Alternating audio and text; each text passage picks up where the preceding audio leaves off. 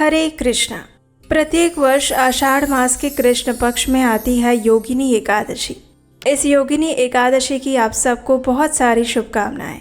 चातुर्मास शुरू होने से पहले इस एकादशी का पालन किया जाता है। ये एकादशी मनुष्य के हर प्रकार के पापों का नाश कर देती है, उसे भगवान श्री विष्णु की परम भक्ति और उनकी श्रेष्ठतम सेवा प्रदान करती है। ये योगिनी एकादशी का पालन करने से मनुष्य के भौतिक जीवन के सभी मनोरथों की पूर्ति होती है, ऐसे हमारे शास्त्र कहते हैं। और इतना ही नहीं, उसके साथ साथ उसकी आध्यात्मिक प्रगति भी तीव्र गति से होती है। और इसलिए आषाढ़ मास के कृष्ण पक्ष में आने वाली इस योगिनी एकादशी का पालन करके एक भक्त अपनी साधना में तीव्रता से आगे बढ़ सकता है। इस बार योगिनी एकादशी आ रही है 2 दिन। कुछ लोग इसका पालन 21 जून को करेंगे और कुछ लोग 22 जून को। तो चलिए इस योगिनी एकादशी के उपलक्ष्य में हम एक पौराणिक कथा का श्रवण करते हैं। आइए आज की कथा आरंभ करते हैं। योगिनी एकादशी का महात्म्य वर्णन करते हुए एक समय युधिष्ठिर महाराज ने भगवान श्री कृष्ण से पूछा, हे जनार्दन, आपने मुझे निर्जला एकादशी की महिमा तो सुना दी, लेकिन अब मैं आषाढ़ मास में आने वाली एकादशी के विषय में सुनना चाहता हूँ। युधिष्ठिर महाराज का ये प्रश्न सुनकर भगवान श्री कृष्ण स्वयं इस पवित्र योगिनी एकादशी की महिमा का वर्णन करते हुए कहते हैं कि इस योगिनी एकादशी का पालन करना मनुष्य के समस्त पापों का नाशक हो सकता है। सुमेरु पर्वत के समान पाप राशि को नष्ट कर सकती है ये योगिनी एकादशी। जो भी मनुष्य इस एकादशी का श्रद्धा और नियम पूर्वक पालन करता है, उसके समस्त पाप कर्मों का नाश हो जाता है और उसके जीवन में पुण्य का सूर्योदय होता है। तो चलिए इसी योगिनी एकादशी के उपलक्ष्य में हम भगवान की एक सुंदर लीला का श्रवण करते हैं। आइए आज की इस विशेष कथा का आरंभ करते हैं। एक समय जब भगवान श्री कृष्ण का आगमन इस धरातल पर होने वाला था, उस समय श्रीमती राधा रानी अत्यंत विह्वल हो गई। उन्होंने भगवान श्री कृष्ण से कहा कि वे उनके विरह में एक क्षण भी जीवित नहीं रह सकती। तो इसके उत्तर में भगवान श्री कृष्ण ने उन्हें अपने साथ इस धरातल पर अवतरित होने के लिए कहा। लेकिन राधा रानी भगवान से कहती हैं कि हे प्रभु, जहाँ वृंदावन नहीं, यमुना नदी नहीं और गोवर्धन पर्वत भी नहीं, वहाँ मेरे मन को सुख नहीं मिलता। श्रीमती राधा रानी के ऐसे वचन सुनकर भगवान श्री कृष्ण ने उसी क्षण अपने धाम से 84 कोस भूमि, गोवर्धन पर्वत और यमुना नदी को भूतल पर भेजा और इस प्रकार गोवर्धन पर्वत का इस धरातल पर आविर्भाव हुआ। यह उस समय की बात है जब भगवान श्री कृष्ण वृंदावन में अपनी दिव्य बाल लीलाएं कर रहे थे। वो दिवाली का अगला दिन था। नंद महाराज और सभी ग्वाल बाल इंद्र यज्ञ की तैयारी में व्यस्त थे। उतने में 7 वर्ष के किशोर कृष्ण अपने भाई बलराम के साथ वहां आ पहुँचे। आकर सीधा ही उन्होंने अपने पिता नंद महाराज से पूछा,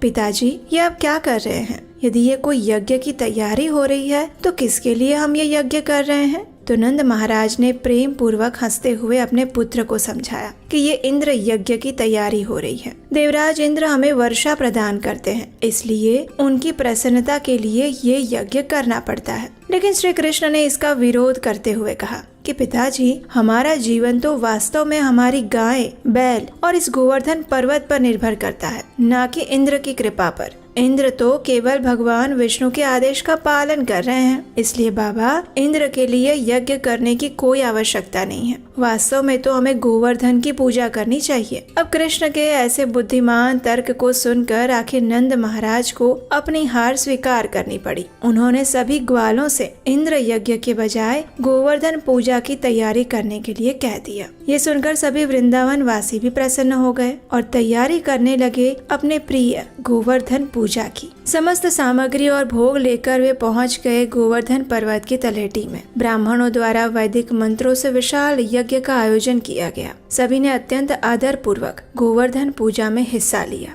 गिरिराज गोवर्धन पर्वत को अन्नकूट का भोग लगाया गया और उसके बाद ब्राह्मणों को भरपेट भोजन दिया गया। उन्हें गायें दान में दी गई और फिर सभी को विभिन्न प्रकार का स्वादिष्ट भोजन प्रसाद खिलाया गया। गायों को हरी घास दी गई। उसके बाद सभी ने नए नए वस्त्र और आभूषण धारण किए और अपनी गायों को आगे रखते हुए गोवर्धन पर्वत की परिक्रमा करने लगे। वे सब ढोल, नगाड़े, दुंदुभियां बजा रहे थे। बैलगाड़ी के पीछे सुंदर वस्त्रों में सजी हुई गोपियां श्री कृष्ण के गुणगान गा रही थी। ब्राह्मण देव मंत्रों का उच्चारण कर रहे थे। इस प्रकार परिक्रमा पूर्ण होने के बाद गोवर्धन पर्वत के रूप में श्री कृष्ण स्वयं प्रकट हुए और उन्होंने कहा, मैं गोवर्धन हूँ। मैं आप सबकी पूजा से अत्यंत प्रसन्न हुआ हूँ। इस प्रकार कहते हुए उन्होंने उनको अर्पित सारी भोजन सामग्री खा ली। सभी ग्वाल, गोपियों और ब्राह्मणों ने गोवर्धन को प्रणाम किया। फिर वे सब अपने अपने घर लौट आए।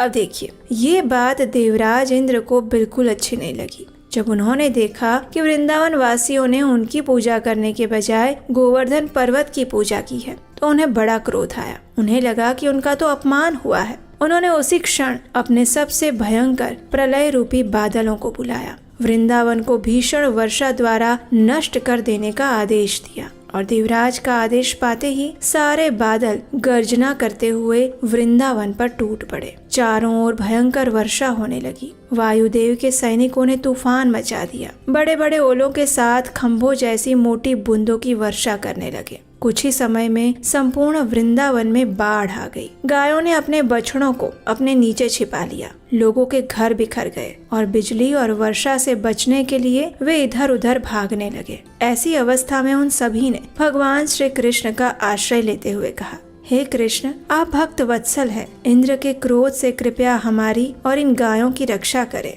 जब भगवान श्री कृष्ण ने देखा कि इस अभिमानी इंद्र के कारण सभी वृंदावन वासियों को कष्ट मिल रहा है, तो उन्होंने कहा, हे वृंदावन वासियों, अब भय ना करें। जिस गोवर्धन पर्वत की आपने पूजा की है, वही आपकी रक्षा करेंगे। इसलिए अपने परिवार और गायों के साथ आइए मेरे साथ, हम उनकी शरण में जाते हैं। इतना कहकर श्री कृष्ण सभी वृंदावन वासियों के साथ गोवर्धन के पास पहुंच गए। वहां जाकर उन्होंने अत्यंत सरलता से बाएं हाथ की छोटी उंगली से गोवर्धन पर्वत को उठा लिया। सभी वृंदावन वासियों को आदेश दिया कि वे सब गोवर्धन के नीचे आ जाएं। अब कृष्ण का आदेश पाते ही नंद महाराज, यशोदा मैया और सभी वृंदावन वासी गोवर्धन के नीचे आ गए। इंद्र की प्रचंड वर्षा से बचने के लिए श्री कृष्ण ने सुदर्शन का आह्वान किया, जो कि अपने प्रचंड तेज से उस वर्षा के जल को अंदर आने से रोक रहा था। और तभी शेषनाग ने गोवर्धन की बाहरी तलहटी पर कुंडली मारकर दीवार खड़ी कर दी, जिससे बाढ़ का पानी अंदर न आ जाए। बाहर में इंद्र के बादल गरजते रहे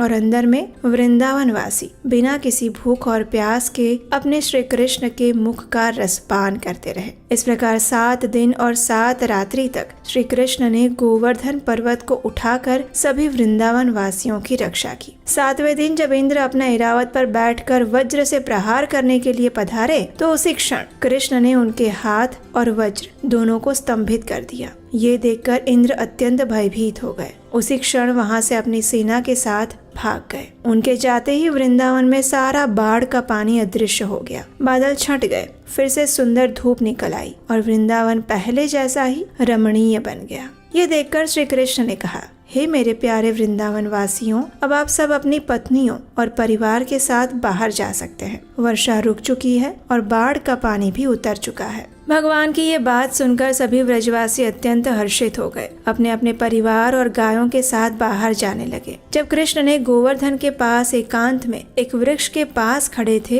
तब अत्यंत लज्जित होते हुए इंद्रदेव उनके पास आते हैं। उन्होंने सुरभि गाय को आगे रखा हुआ था और अपना तेजस्वी मुकुट भगवान के चरणों में रखते हुए भगवान से क्षमा याचना करने लगे। उन्होंने भगवान से अपने इस अपराध के लिए क्षमा मांगी और अंत में सुरभि गाय ने अपने दूध से भगवान का अभिषेक किया। उस दूध की धारा गोवर्धन पर बहने लगी और वहां से गोविंद कुंड का निर्माण हुआ। इंद्रदेव ने आकाश गंगा से भगवान का अभिषेक किया और ये जल जब गोवर्धन से होते हुए नीचे आया, तो वो उस स्थान पर मानसिक गंगा बनकर बहने लगा, जो आज भी समस्त पापों का नाश करती है। वृंदावन वासियों ने गोवर्धन पर्वत की पूजा आज के ही दिन की थी। इसी प्रथा का पालन करते हुए हम प्रत्येक वर्ष कार्तिक मास के शुक्ल पक्ष की प्रतिपदा के दिन गोवर्धन पूजा का पर्व मनाते हैं। इस दिन गोवर्धन पर्वत और गायों की पूजा की जाती है। गिरिराज गोवर्धन की परिक्रमा होती है और भगवान को अनेक प्रकार के व्यंजनों से बना हुआ विशेष अन्नकूट का भोग लगाया जाता है। गोवर्धन परिक्रमा के विषय में गर्ग संहिता में बताया गया है। कि ऋष्यमुख, सह्यगिरि और देवगिरि पर्वत तथा संपूर्ण पृथ्वी की यात्रा करने पर मनुष्य जिस पुण्य फल को प्राप्त करता है, उससे कई गुना अधिक फल मनुष्य को गोवर्धन की परिक्रमा करने पर मिलता है। अतः गिरिराज के समान कोई तीर्थ ना तो पहले कभी हुआ है और ना ही भविष्य काल में होगा। और ये कथन गर्ग संहिता में स्वयं नारद मुनि कहते हैं। जो व्यक्ति गोवर्धन पूजा के दिन गिरिराज गोवर्धन की इस कथा का श्रवण भी करता है, उसके पूर्व जन्मों के समस्त पाप नष्ट हो जाते हैं और गिरिराज गोवर्धन की विशेष कृपा प्राप्त होती है। चलिए अब बात करते हैं आने वाले भगवत गीता कोर्स के बारे में।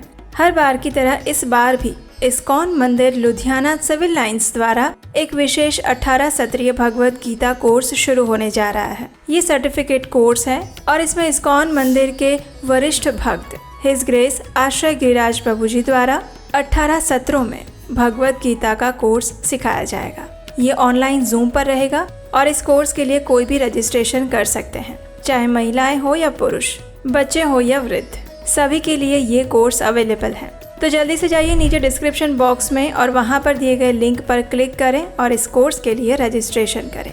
अधिक जानकारी के लिए स्क्रीन पर दिए गए नंबर पर संपर्क कर सकते हैं।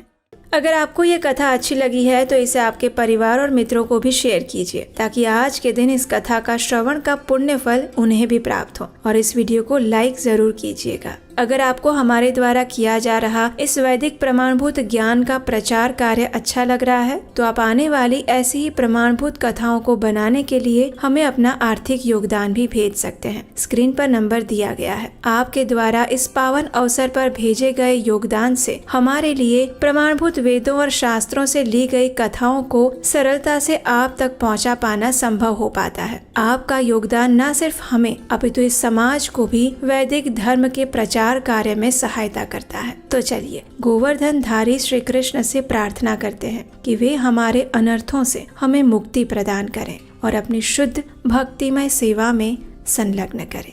हरे कृष्णा।